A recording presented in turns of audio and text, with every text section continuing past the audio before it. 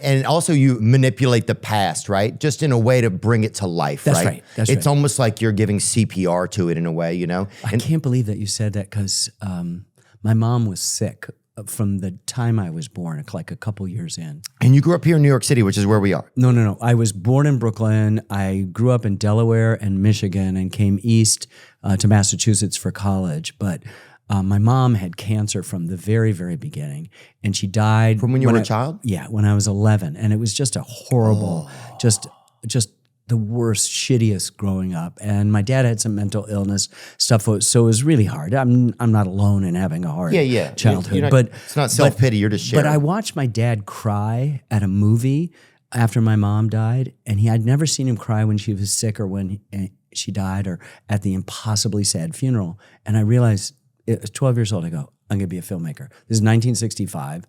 This is, a long time ago, 60 years ago. A great time. It's way too long to be without a mom. But I said, that meant I'd be John Ford or Alfred Hitchcock, Hollywood directors and stuff like that. And then I went to Hampshire College in Amherst, Massachusetts, and they were all documentary still photographers and filmmakers that reminded me that there's as much drama in what is and what was as anything the human imagination. So I'm a documentary filmmaker. By 22, I'm making films in history, and I've been doing that for 50 years. So I had a crisis, going through a crisis. My late father-in-law was an eminent psychologist, and I said to him one night, I said, I seem to be keeping my mom alive.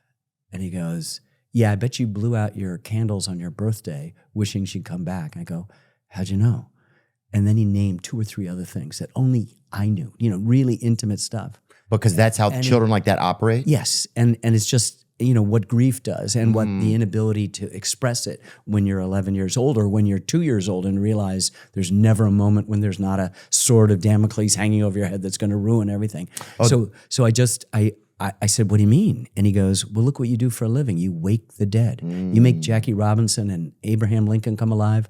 Who do you think you're really trying to wake up? And then all of a sudden, I knew that's what I do. I'm waking the dead, and it's everything is a conversation with this woman that has not been around, Theo, for 60 years.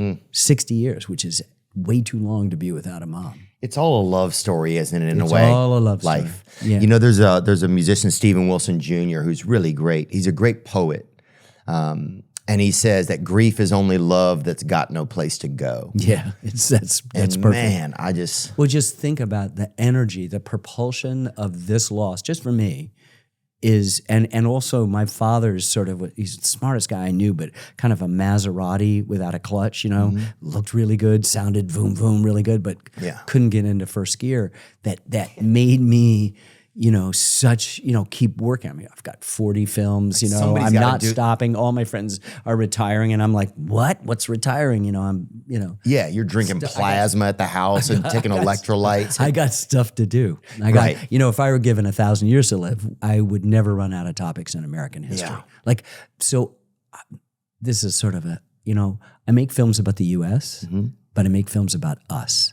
You know what I mean? Got you, yeah. The lowercase 2-letter plural pronoun, all of the intimacy of us and we and our, and all of the majesty, complexity, contradiction, and even controversy of the U.S. And it is a magnificent space to operate in. I feel incredibly lucky and privileged to have the responsibility, it's a huge responsibility, to dive into something like the Vietnam War, right now the American Revolution, which we just finished, and or the Civil War or World War II.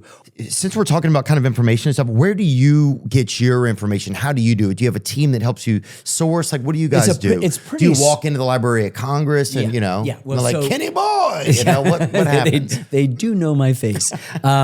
So in the American Revolution, we've got materials drawn from 340 sources, archives, libraries around the world.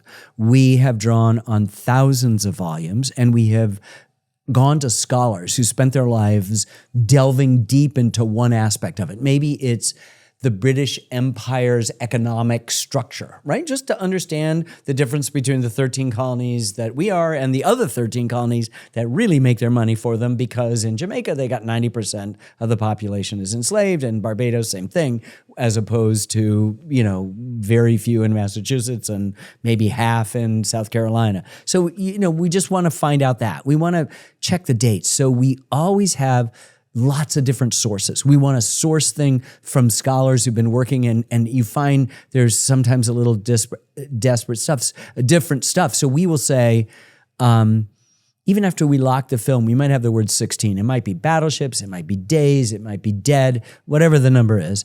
But we've got footnotes on our script of all the sources that have contributed to why we believe it's 16. And then you read a fifth source, and it says, not sure. So we go somewhere in all this narration that Peter Coyote has read and found the word perhaps, cut it, duplicate it, and pull it and go, perhaps 16. That we do not sleep at night until we know we're absolutely dead certain. We don't want to slander even the past. We don't even want to, we particularly don't want to slander the past, because the past's our greatest teacher, and people manipulate the past. We know what it's like in a Soviet system where they cut somebody else out of the picture, or there on the Presidium, and the Politburo in front of the May Day parade, and that somebody's out of favor. So suddenly they edit it out of the it's like Photoshop. the libraries in Cuba. You can't even get history books before certain years. Because people want to manipulate this stuff. And what's so great about a free country is we go, yeah, we screwed up there.